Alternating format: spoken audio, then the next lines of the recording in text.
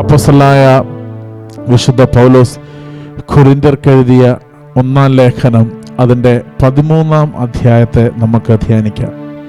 അപ്പോസ്തലനായ വിശുദ്ധ പൗലോസ് കൊരിന്ത്യർക്കെഴുതിയ 1-ാം ലേഖനം അതിൻ്റെ 13-ാം അധ്യായം 1 മുതലുള്ള വാക്യങ്ങളെ ധ്യാനിച്ചുകൊണ്ട് നമ്മൾ ഇന്ന് ദൈവവചനത്തിലേക്ക് കടക്കാൻ പോകുന്നു. ശ്രദ്ധിക്കണം, എല്ലാവരും ഒരുമിച്ചിരുന്ന് ഭക്ഷണം കഴിക്കുന്ന വീട്ടുകാരൻ നിങ്ങൾ എത്ര പേരുണ്ട്?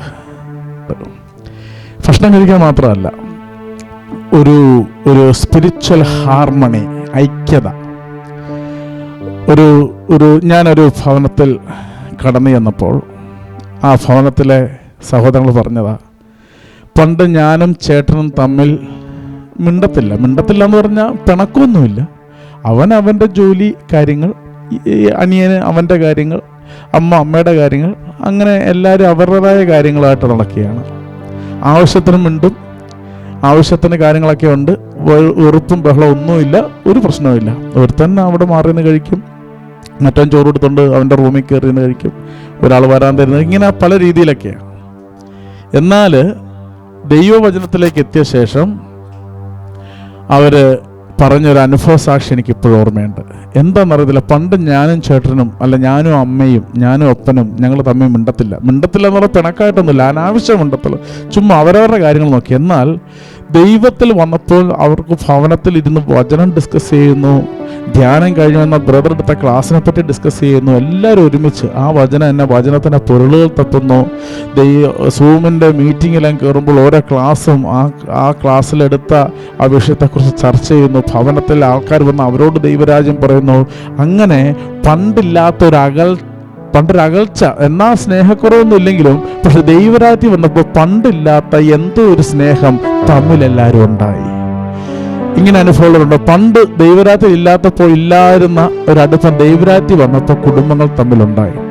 ഒരു സ്പിരിച്വൽ ഹാർമണി എന്നൊരു ആത്മീയ ഐക്യം, ആത്മീയ ഒരുമ, ഒരു ആത്മീയ സ്നേഹം, ഒരു ആത്മീയ ഒത്തൊരുമ ആ ഭവനത്തിൽ ഉണ്ടായി. ഇങ്ങനെ ആണ് ഒരു ഭവനത്തിൽ, ഒരു ദൈവത്തിൻ്റെ ആത്മീയ ഭവനമായി, ഒരു ദൈവ സ്നേഹം നിറഞ്ഞൊരു കുടുംബമായിട്ടാണ് നമ്മൾ മാറേണ്ടത്. എന്നാൽ ചില ഭവനങ്ങളിൽ ചെന്ന് കഴിഞ്ഞാൽ, ഇനി ചില ആത്മീയക്കാരുടെ ഭവനത്തിൽ ചെന്നാലും ഈ ആത്മീയതയും പ്രാർത്ഥനയൊക്കെ ഹാളിൻ്റെ ഗേറ്റ് വരെയുള്ളൂ. ഹാളിൽ നിന്ന് ഇറങ്ങി ബസ് കയറി കഴിഞ്ഞാൽ രണ്ടും വേറെ വേറെ. പിന്നെ വീട്ടിലെത്തുമ്പോൾ ഭർത്താവ് മുമ്പേ നടക്കും, 2 ഫർലോങ് പുറകെ ഭാര്യ നടക്കും. എന്തിനാ ഒരുമിച്ച് വന്നതോ, എന്തിനാ ഒരുമിച്ച് പോകുന്നെന്ന് യാതൊരു ഇതുമില്ല, ഐക്യതയില്ലായ്മ. സ്തോത്രം, ഹല്ലേലൂയ. ശ്രദ്ധിക്കണമേ, ഭവനത്തിൽ എപ്പോൾ ആത്മീയ സ്നേഹങ്ങൾ ഇല്ലാതാകുന്നോ അന്ന് നിങ്ങളുടെ ഭവനത്തിൻ്റെ സ്പിരിച്വാലിറ്റി താഴ്ന്നോട്ട് പോകും. എന്ന് പറഞ്ഞാൽ അവിടെ യേശു ഇല്ല എന്നർത്ഥം. ഇവിടെ തന്നെ അനേകം ഭവനങ്ങൾ ഇന്ന് കടന്നു വന്നിട്ടുണ്ട്, ഇന്നത്തെ കൂട്ടായ്മയിൽ പങ്കെടുക്കുന്നുണ്ട്. ഞാൻ നിങ്ങളോട് ചോദിക്കുക, എത്ര പേർക്ക് തൻ്റെ ഭവനത്തിൽ, എന്ന് പറഞ്ഞാൽ എല്ലാം ഇനി ഈ കുടുംബമായിട്ട് പ്രാർത്ഥന കൂടിയവരും, കുടുംബമായിട്ട് ആത്മീയതയിൽ വന്നവരും, ഇനി കുടുംബമായിട്ടല്ലാതെയും എങ്കിലും കുറച്ച് പേരെങ്കിലും വന്നവരും അല്ല, ഇനി ഒരാൾ മാത്രമേ വന്നെങ്കിലും നമ്മുടെ ഒരു ഇടപെടൽ, നമ്മുടെ ഒരു രീതി ഭവനത്തിൽ ദൈവസ്നേഹം ഉണർത്തുന്ന ഒരു രീതിയിൽ ആണോ എന്നുള്ളതാണ് ചോദിക്കേണ്ടത്. യേശുവെ ആരാധിക്കുന്നു, യേശുവെ സ്തോത്രം ചെയ്യുന്നു. ഇന്നാളെ ഒരു ഹസ്ബൻഡ് എന്നോട് പറഞ്ഞതാ, ബ്രദറെ അവളുടെ നാവ് ഒന്ന് നിയന്ത്രിച്ചെങ്കിൽ വളരെ നല്ലതാ. ഞാൻ പറഞ്ഞു, എന്താ പ്രശ്നം? ഒന്നുമില്ല, ചെറിയ കാര്യത്തിന് പോലും അനാവശ്യമായ പിണങ്ങും, അനാവശ്യമായ പൊട്ടിത്തെറിക്കും, അനാവശ്യമായ ദേഷ്യം ഇങ്ങനെ കാണിച്ചുകൊണ്ടിരിക്കുക. ഇങ്ങനെ അവൾ ആ നാവൊന്നും അടങ്ങിയിരുന്നെങ്കിൽ എത്ര നല്ലത്. ഞാൻ ഒരു പരമാവധി പ്രശ്നം ഉണ്ടാക്കാതിരിക്കാനാണ് ഞാൻ ശ്രമിക്കാറ്. പക്ഷെ അവൾ അങ്ങനെയല്ല. അവൾ എത്തിക്കേണ്ട ധ്യാനെല്ലാം കൂടി, അവിടെ ശിഷ്യത്തെ ക്യാമ്പ് കൂടി, 3-day കോഴ്സ്, 3rd കോഴ്സ് കൂടി, എല്ലാം കൂടിയിട്ടും ഒരു മാറ്റമില്ലല്ലോ. സ്തോത്രം, ഹല്ലേലൂയ. ഒരുവൻ്റെ ഒരു പരാതി അങ്ങനെ കിടക്കുമ്പോൾ നമുക്കറിയാം അദ്ദേഹം നുണ പറഞ്ഞതാണോ അല്ലയോ എന്ന് അത് കണ്ടിട്ട് തോന്നിയില്ല. പക്ഷെ അവിടുത്തെ ആത്മീയ അന്തരീക്ഷത്തെ പരിശോധിക്കുമ്പോൾ, നീ വചനമൊക്കെ കേട്ടു, പക്ഷെ ദൈവം ആഗ്രഹിച്ച എന്തോ ഒന്ന് നിന്നിൽ ഇല്ലാത്തത് കൊണ്ടാണ് നിന്നെപ്പറ്റി ചില കുറ്റങ്ങൾ ഇപ്പോഴും കിടക്കുന്നത്. ഞാൻ പറഞ്ഞ ന്യായമായ കാര്യങ്ങളെ പറ്റിയാണ് പറയുന്നത്. ഉണ്ടാക്കി പറയുന്ന കുറ്റങ്ങൾ ആ വഴി വിട്ടേക്കണം.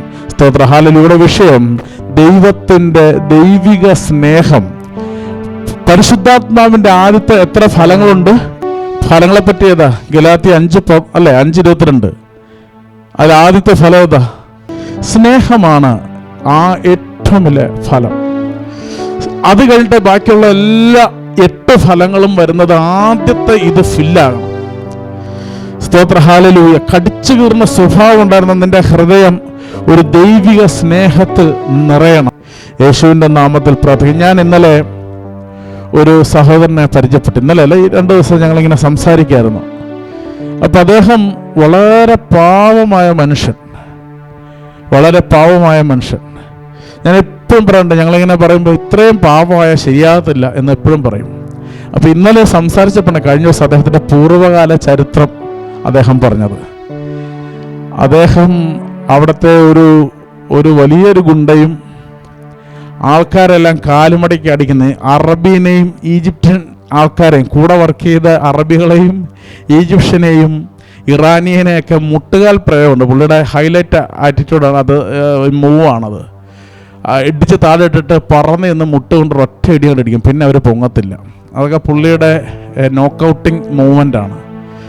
ഞാൻ ഈ മനുഷ്യനെ മുഴുവൻ നോക്കി, ദൈവം ഇങ്ങനെ ഒരു ബാക്ക്ഗ്രൗണ്ട് ഇയാൾക്കുണ്ടായിരുന്നു, കണ്ടാൽ പറയത്തില്ല. അദ്ദേഹം പറഞ്ഞത്, ക്രിസ്തുവിൻ്റെ സ്നേഹം എന്നെ പുതിയ മനുഷ്യനാക്കി. ക്രിസ്തുവിൻ്റെ സ്നേഹം എൻ്റെ പഴയ മനുഷ്യനെ ഉരിഞ്ഞു കളഞ്ഞിട്ട് ഒരു പുതിയ ആത്മീയ മനുഷ്യനെ ധരിക്കുവാൻ ദൈവസ്നേഹം എന്നെ ബലപ്പെടുത്തി. ഇന്നെനിക്കൊരിക്കലും പഴയ ആളാകാൻ സാധിക്കത്തില്ല. ഇന്നാളെ ഒരുത്തൻ എന്നോട് വന്നത്, വേറെ ഇവിടെ വന്നിട്ട്, ഞാൻ ഈ പ്രസംഗിക്കുന്ന ഈ സ്ഥലത്ത് വന്നിട്ട് അവൻ എന്നോട് പറയുക, ബ്രദറെ, എൻ്റെ മാനേജർ എന്നെ ക്രൂരമായി പീഡിപ്പിക്കുക. ഞാൻ നോക്കുമ്പോൾ ഇവൻ്റെ ഒന്ന് കരയുന്നു. എനിക്ക് ചിരി വന്നു. ഞാൻ ചിരിച്ചത് വേറെ ഒന്നും കൊണ്ടല്ല, ഒരുത്തൻ കരയുമ്പോൾ വേറൊരുത്തരൊന്ന് ചിരിക്കുക. കാരണം അവൻ എന്നോടുള്ള സ്നേഹം കൊണ്ടാണ്. എൻ്റെ അടുത്തൊന്ന് സങ്കടമല്ല, അവരുടെ പൊട്ടി എൻ്റെ മാനേജർ എന്നെ പീഡിപ്പിക്കുക, എൻ്റെ വർക്ക് പ്ലേസിൽ എനിക്ക് സമാധാനമില്ല, എന്നെ ഒറ്റപ്പെടുത്തുക, എനിക്ക് സാലറി കിട്ടണമെങ്കിൽ ഒത്തിരി വർക്കിൻ്റെ പീസ് ഓഫ് വർക്ക് കിട്ടിയാലേ സാലറി കിട്ടത്തുള്ളൂ, പക്ഷെ അത് കുറച്ചേ പുള്ളി തരുള്ളൂ. അത് കാരണം എനിക്ക് വാടക അടയ്ക്കാൻ പോലുമുള്ള സാലറി കിട്ടുന്നില്ല. ആ മാനേജറാണ് എന്നെ ഇങ്ങനെ ദ്രോഹിക്കുന്നത് പറയുമ്പം കരയുക. എനിക്ക് ഇവൻ്റെ കരച്ചിലുണ്ട്, എനിക്കൊരു ചിരി വന്നു. ഞാൻ ആ ചിരി പുറത്തു വിടാതെ ഞാൻ എന്നെ കടിച്ചു പിടിച്ചു. അപ്പം നിങ്ങൾ ചോദിക്കുക, ഇതിൻ്റെ ഒരുത്തം വന്ന് പൊട്ടിക്കരയുമ്പോൾ ഇരുന്ന് ചിരിക്കുന്നത്. കാരണം ഇവൻ്റെ പഴയ ചരിത്രം എനിക്കേ അറിയത്തുള്ളൂ, ആ മാനേജറിന് അറിയത്തില്ല. ഇവൻ്റെ വീട്ടിൽ മനുഷ്യരക്തം ഉണങ്ങാത്ത വാളാണ് ഇവൻ്റെ വീട്ടിലിരിക്കുന്നത്. കാരണം ഇവൻ എന്നും ഡെയിലി കൊട്ടേഷനാണ്. ഇവൻ്റെ വീടിൻ്റെ അടുത്തൊരു കാവുണ്ട്. ഈ കാവിനകത്താണ് ഇവൻ്റെ വടിവാളും ടൂൾസുകളും ഒളിച്ചു വെക്കുന്നത്. എന്നും വൈകുന്നേരം ഇവന് കൊട്ടേഷൻ കിട്ടും. ആൾക്കാർ കൈ ഉയർത്തി വെട്ടല്ലേ എന്ന് പറയുന്ന കൈ വെട്ടിയെടുക്കുക എന്നുള്ളതാണ് ഇന്ന് ഇവൻ്റെ വിനോദം. ഇവൻ ഒരുപാട് കൈകൾ ഇങ്ങനെ പിടിച്ചിട്ട് കൈത്തണ്ട വെച്ചിട്ട് അറുത്ത് മാറ്റിയിട്ടുണ്ട്. അത് അവൻ പറയുന്നത്, എനിക്ക് അത് കാണുമ്പോൾ എനിക്ക് മനസ്സിൽ ഒന്നും തോന്നത്തില്ല. വെറുതെ ഒരു പഴം മുറിക്കുന്ന ലാഘവത്തോടെ ഇവൻ കൈകൾ മുറിച്ച് മാറ്റുന്ന ആളാണ്. അങ്ങനെ ഒരു ദേശത്തിൻ്റെ ആൾക്കാരുടെ പേടി സ്വപ്നമായിരുന്നു ഇവൻ. ഇവൻ്റെ പേര് കേട്ടാൽ വിറയ്ക്കും. ഇന്നും ഇവൻ്റെ പേര് പറഞ്ഞിട്ടാണ് ഗുണ്ടകൾ കോംപ്രമൈസിന് എത്തുന്നത്. കാരണം പുള്ളി ഗുണ്ടകളുടെ ഗുണ്ടയാണ് എന്ന് പറഞ്ഞാൽ അവരുടെ തർക്കങ്ങളെല്ലാം ഇവൻ്റെ സാന്നിധ്യത്തിലാണ് ഒത്തുതീർക്കുന്നത്. ഇവിടെ എറണാകുളം ജില്ല എന്ന് വേണ്ട തെക്കൻ കേരളത്തിലേക്ക് ഇങ്ങോട്ട് വരുമ്പോൾ ഉള്ള ഈ സകല പ്രശ്നങ്ങൾ ഇവൻ്റെ അണ്ടറിലാണ് ഒത്തുതീർക്കുക. അങ്ങനത്തെ ഒരുത്തൻ പറയുക, മാനേജർ പീഡിപ്പിച്ച് പറഞ്ഞ് വിങ്ങി. ഇവൻ്റെ പഴയ ഒരു ഫോട്ടോ കാണിച്ച മാനേജർ പറന്നേനെ ഇവൻ ആരെന്നറിയത്. അപ്പം ഞാനത് ചോദിച്ചു, നിന്നെ എങ്ങനെയാണ് ഞാൻ പിന്നീട് അവൻ ആശ്രയിച്ചതെല്ലാം കണ്ട് ശാന്തമായി കഴിയുമ്പോൾ ഞാൻ ചോദിച്ചു, മോനെ എങ്ങനെയാണ് നിനക്ക് ഇങ്ങനെ ആകാൻ സാധിച്ചു? അവൻ പറയാം, ബ്രദറെ, ഞാൻ യേശുവിൽ ഇന്ന വർഷം വന്നതാ. എൻ്റെ ജീവിതത്തിൽ യേശു ഒരുപാട് അനുഗ്രഹങ്ങൾ തന്ന്, ഞാൻ ഒന്നുമില്ലാത്ത സമയത്തെല്ലാം ദൈവം എന്നെ കരുതിയത്. ആ ദൈവസ്നേഹം എന്നിൽ ഇറങ്ങിയിട്ടുണ്ടല്ലോ, എൻ്റെ പഴയ ക്രൂരനായ മനുഷ്യനെ വെട്ടിക്കൊല്ലുന്ന എൻ്റെ ആ പിശാച് നിറഞ്ഞ ഒരു ആന്തരിക മനുഷ്യൻ പുറത്തു പോയിട്ട് ദൈവസ്നേഹം നിറഞ്ഞ ഒരു സ്നേഹിക്കുന്ന മനുഷ്യനെ എനിക്ക് ദൈവം തന്നു. അതെന്നെ ഉടുപ്പിച്ചു, എന്നെ പൊതിഞ്ഞു. ഇന്ന് എനിക്ക് പഴയ ചിന്ത ഞാൻ അങ്ങനെ ആയിരുന്നു എന്ന് പോലും എനിക്ക് ഓർമ്മയില്ല എന്ന് പറഞ്ഞ് അവൻ മാറ്റി. ആരാ മാറ്റിയത്? ദൈവത്തിൻ്റെ സ്നേഹം. ഒരുവൻ ക്രിസ്തുവിലായാൽ അവൻ പുതിയ സൃഷ്ടിയായി. പുതിയ സൃഷ്ടിയാകുമ്പോൾ തന്നെ ക്രിസ്തുവിലാകണം.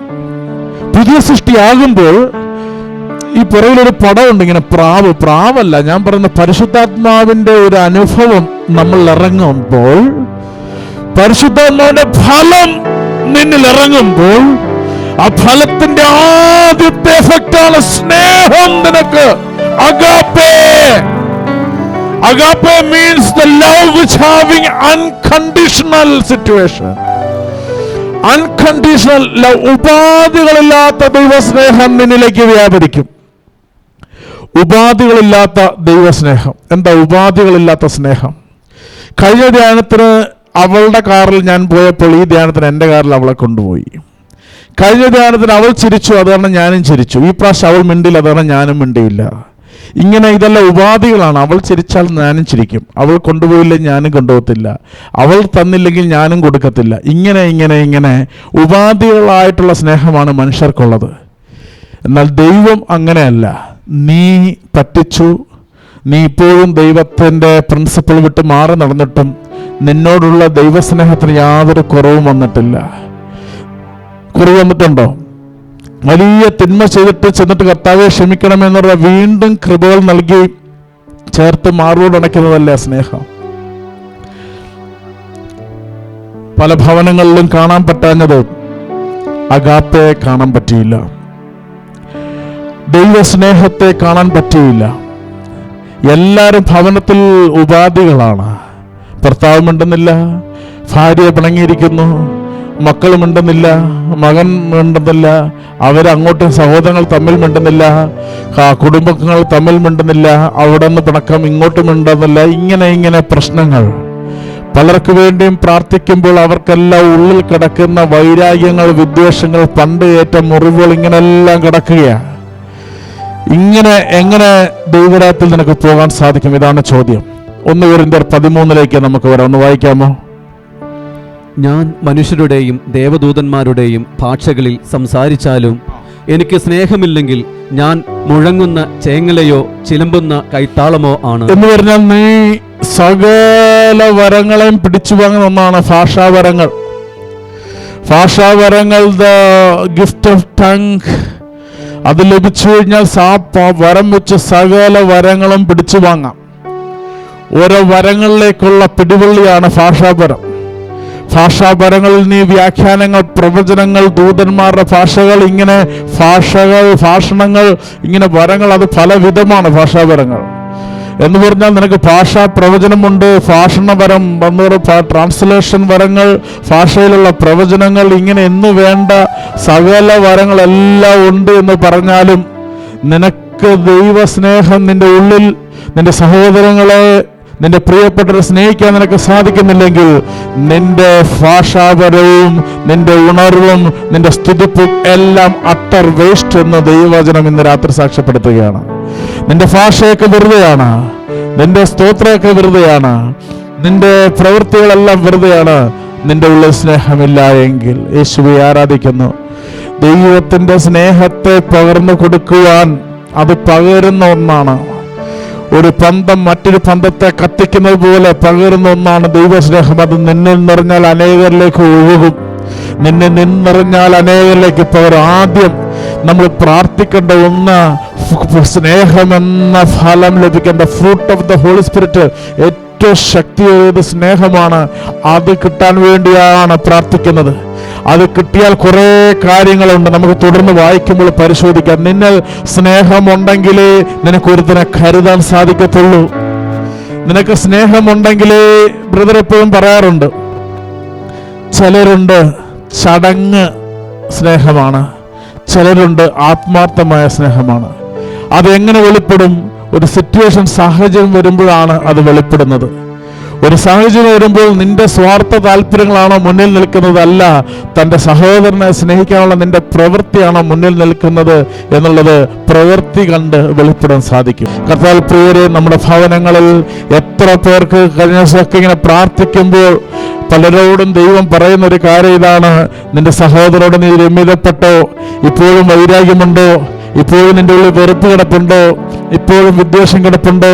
ഇപ്പോഴും തമ്മിൽ കൂട്ടായ്മ ഉള്ളവരോട് പോലും റിഗ്രഷൻസ്, നിനപ്പോഴും ഉള്ളിൽ പരിഭവങ്ങൾ ഉള്ളിലുണ്ടോ? എങ്കിൽ ദൈവസ്നേഹം എന്ന ഫലത്തിലല്ല നീ നിൽക്കുന്നത്. സ്വർഗരാജ്യത്തിന്റെ അനുഭവം നമ്മളിലേക്ക് ഇറങ്ങുന്നത് ദൈവത്തിന്റെ സ്നേഹത്തിലൂടെയാണ്, ദൈവവചന ധ്യാനത്തിലൂടെ. ആ ദൈവസ്നേഹം നമ്മൾ പ്രാപിച്ചെടുക്കണം.